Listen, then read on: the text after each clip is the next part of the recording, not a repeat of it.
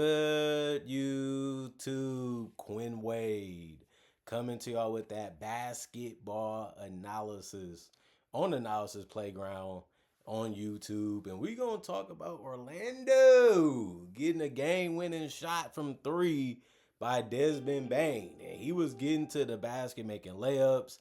Paulo was getting his shots to go. And it was looking like Orlando was going to close it out by 10 or 7. Next thing you know, Portland make a run. Jeremy Grant gets the alley oop and finishes and hits the free throw. And then it looks like the Magic might blow the game, and then Desmond Bain happened. It was a crazy game, very very entertaining. But the Orlando Magic win it 115 to 112. The Blazers go to 5-5. The Orlando Magic go to 5-6.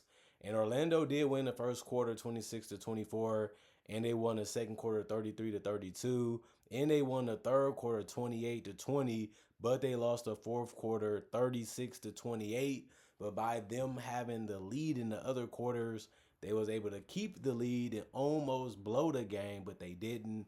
And all you can do is just be happy. Now they just one game below 500. Their season is looking a lot more better. They're playing a lot more better offensively, and we'll see if they can keep it up and stay healthy. But we're going to talk about the Portland Trailblazers first. Tamani Kamara, 34 minutes, 8 points, 5 rebounds, one of them was offensive, 3 assists, 1 steal, 1 block, 1 turnover, 3 of 9 from the field, 33%, 1 of 6 from 3, 16%, and 1 of 1 from the free throw line. 3 personal fouls, a +3, and plus minus. He had good defense. He just couldn't put the ball in the basket. He didn't have a terrible game. It just he missed wide open shots and try to take, you know, too much time trying to figure out what he wanted to do a lot out there, and it just hasn't been a good couple games for him. Denny has been great. 35 minutes, he had 27 points, 5 assists, 5 rebounds, 1 on his offense, so with a block and 2 turnovers. He did though have 5 personal fouls and finished as a -11 and plus minus, and he did go 7 of 18 from the field, but he did go 4 of 9 from three, which was 44%. A lot of his threes was tough, but he still was able to drill them. He's really becoming a great player and a better scorer than we envisioned him becoming in the league. But it's just about opportunity and putting in the work, and it has shown great results so far for him last year and this year. Donovan Clingan played 29 minutes, and he only had 2 points because he only attempted 5 shots. 2 of them was for three. He missed all of them. He didn't attempt any free throws, but he did get 9 rebounds and 2 of them was offensive. This game, he didn't get a steal or a block, so he just had a mediocre performance this game. You wouldn't even tell that he was out there sometimes. That's just the type of games he can have. He also committed 3 personal fouls and was a -4 and plus minus. Drew Holiday, 36 minutes, 13 points, 7 rebounds, 7 assists. 2 of them was offensive with 2 steals and a block. 3 turnovers, 6 of 14 from the field, 42%, 1 of 4 from three, 25%, a +14 and plus minus. Drew Holiday was out there trying to guide and lead this team to the best of his ability. He brought his two-way talent in this game, and he showed you that he can help his teammates score, but he can get his own, and that's what he's been doing ever since he got to the Blazers and throughout his entire career. And, it wasn't a bad game from him. Shaden Sharp, he was hitting all the shots in this game. They needed somebody to continue to put pressure on Orlando Magic to make decisions and continue to execute. And he was the guy that was doing it for the Blazers. 29 minutes, he had 31 points, 3 rebounds, and 1 assist, 1 turnover, 12 of 18 from the field, 66%, 3 of 5 from three, 60%, and 4 of 7 from the free throw line, 57%. 2 personal fouls and a +4 and plus minus, a really high efficient game when it comes to scoring. He can be that type of guy. He has shown it throughout his career. And this was one of those nights where everything was really going his way when it comes to getting to the basket and knocking jump shots down. Jeremy Grant, 31 minutes, 17 points, 4 assists, 1 rebound, 1 block, 1 turnover, 6 of 17 from the field, 35%, 2 of 7 from three, 28%, 3 of 4 from the free throw line, 75%. He did have 5 personal fouls in this game. It was a -1 and plus minus. He made good decisions passing the ball, but he took a lot of tough shots and was really forcing and rushing things and settling in this game. He can be that way sometimes, but it's just because of the talent that they have on the team. A lot of guys like to have the ball in their hands to see what they can get and see what they can do. And I think that he gets stuck or the other guys get stuck depending on what lineup they're in. That way, um, sometimes they like the spot ups and sometimes they just like to find a way to get their own shot. And that has been something that has ruined the flow of their offense and ruined how they try to do plays sometimes. Even Klingon, sometimes he don't even want to shoot. And that's been a problem with their offense too in some instances. But Chris Murray, 19 minutes, 3 points, 3 rebounds, two of them was offensive, one assist, one steal, 1 of 4 from the field, 25%, or 1 from 3, 1 of 2 from the free throw line, one personal foul, and a -3 and plus minus for him. You just need more from him, especially if he's going to come off the bench and just do that. You need more off from him offensively, because you don't really have a scorer outside of Jeremy Grant coming off the bench. But I guess you just say maybe, you know, we just find a different way to. They've been changing their starting lineup and their rotation so much that you just don't know what you're gonna be and what you're gonna do when you're out there. Like I said with Jeremy Grant, because sometimes he starts, sometimes he comes off the bench. So I just got to continue to see what they're doing. I got to continue to see how they're running things with this roster. And it is a different coach. Chauncey Billups will have a different idea than Tiago Splitter. And I think that that's been confusing some of the players. And a lot of the stuff they was doing was still working anyway because they had a chance to win this game. So I guess, the filling out process is something that's real. And they're just going through that right now. Robert Williams, 14 minutes, 7 points, 4 rebounds, 3 of them was offensive, one steal, 3 of 4 from the field, 75%, 1 of 1 from 3, -6 and plus minus. Reith, 4 minutes, no points, no scoring from him. He actually didn't do anything but get 3 personal fouls. It was a -4 and plus minus. City, 10 minutes, 4 points, 2 rebounds, one on his offensive, one assist, 1 of 1 from the field. It was a 3, but he also went 1 of 2 from the free throw line. It was a -7 and plus minus. I had 2 personal fouls. The bench, you just want more. That's all you want more from them. If they're going to get the type of minutes that they got. Some guys didn't play terrible, but you just want them to do more and be more for this team because they're not the deepest team. Some of their guys still have more to show, still have more to prove. But at the same time, that's why you have to rely on the starting lineup to play the minutes that they play because they're the ones that's doing the most. And that's why you need the bench to carry a little bit of a healthy load just so you don't get too far behind to keep up with the better teams in the NBA. 39 rebounds as a team, 22 assists, 5 steals, 4 blocks, 8 turnovers, 40 of 90, 44% from the field, 13 of 36, 36% from 3, 19 of 26, 73% from the free throw line, and 24 personal fouls for them. And then the Orlando Magic. Paulo Banchero led them in scoring with 28 points in this game. Game high was actually Shaedon Sharpe. But when it comes to the Magic, he had 9 rebounds, 3 assists, 1 steal, and 2 turnovers.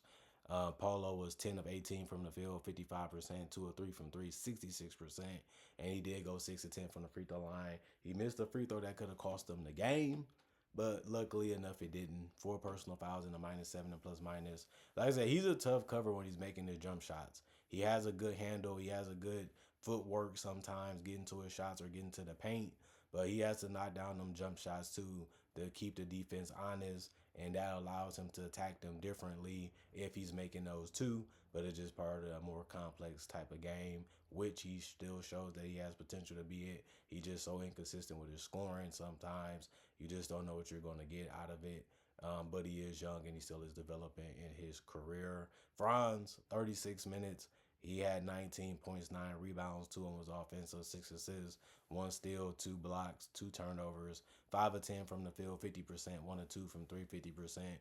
And he did go 8 of 8 from the free throw line, 3 personal fouls, 2, and a -1 and plus minus. I like what he was doing when it came to scoring and finding his teammates and competing defensively. Him and Paulo gonna shoot a lot of free throws. You know that for sure because they're so big and so strong and they are smart when they're trying to attack and they catch you off guard because of that.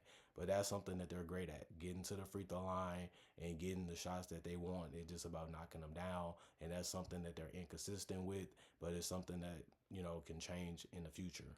Wendell Carter, 30 minutes, 19 points, 5 assists, 9 rebounds. 5 of them was offensive. 2 blocks, 4 turnovers. 8 of 12 from the field, 66%. 1 of 3 from three, 33%. 2 of 2 from the free throw line. 4 personal fouls, and a plus two and plus minus. He was finishing. He was rebounding. He was kicking the ball out.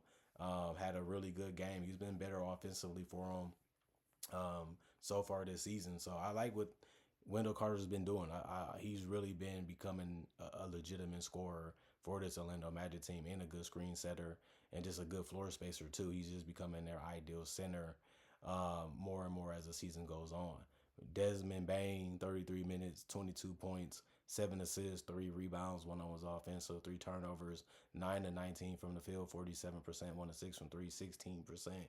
3 of 3 from the free throw line, 3 personal fouls, and a plus one and plus minus. The passing is there. He was getting to the rim, finishing real well, hit the clutch game winner, hit the shots that he needed to, but he did struggle from three in this game.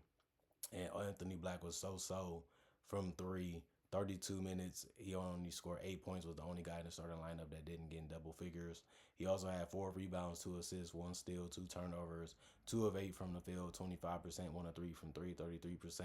3 of 4 from the free throw, 75%. 5 personal fouls and a -10 and plus minus. Jonathan Isaac, 14 minutes, 7 points, 6 rebounds, 3 of them was offensive, 2 steals, 2 of 5 from the field, 40%. 1 of 3 from three, 33%. 2 of 2 from the free throw line, +8 and plus minus for him.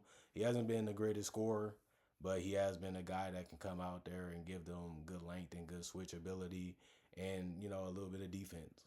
He doesn't play a crazy amount of minutes, but he shows that he can do some things for the team. But at the same time, you wanted a little bit more when you gave him the type of contract that he got, but it hasn't really been there so far this year. Tristan Da Silva, 17 minutes. He had 2 points. He went 1 of 6 from the field, 16%, and he missed all his threes, going 0 of 5. He did have 3 rebounds, and he was a +7 and plus minus. This was a bad game, but it could have been worse. But it was an all right game for him. Gogo Pataze, 18 minutes, 7 points, 5 rebounds, 1 assist, 1 steal, 2 blocks, 1 of 3 from the field, 33%, 0 of 1 from three.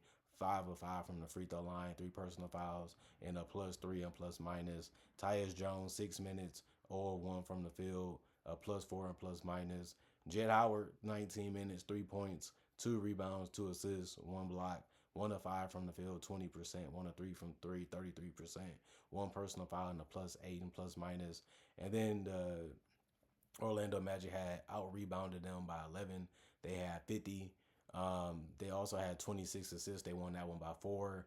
Comparison wise to the Blazers, 8 steals. They won that one by 3. They also had more blocks by 2, and they also had they had more blocks by 3, and they did commit more turnovers by 5. 39 to 87, 44%. They both was the same there. 8 of 30, 26% from 3. The Blazers shot better from 3, and then they did shoot more free throws by 8. 29 to 34. The Blazers only shot 26, and they did shoot 85% from the free throw line, while the Blazers shot 73. And they did commit one less personal foul compared to the Blazers, who had 24.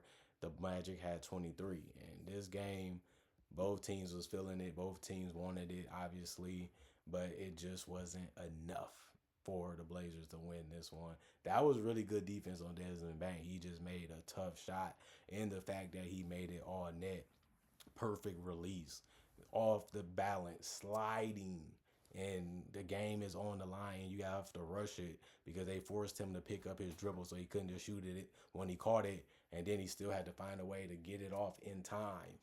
It was just a blessing that he made it if you're an Orlando fan, because man, y'all would have been what, 3-7? Like that would have been y'all would have been what, 4-7? That would have been a tough one to swallow, but it didn't happen. It went in y'all favor. Y'all put yourselves in a position. Y'all still found a way to pull it out. That's what professionals have to do when it comes to trying to win games. You can't make excuses. Either you lost it or you won it. And the Blazers, they did a lot of things right. They gave themselves a chance. They fought back.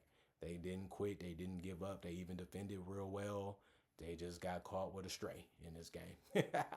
And it can be that way. Let's not act like it hasn't happened. Every team and every fan base has went through it. And, the Magic just got to be happy that it went in their favor.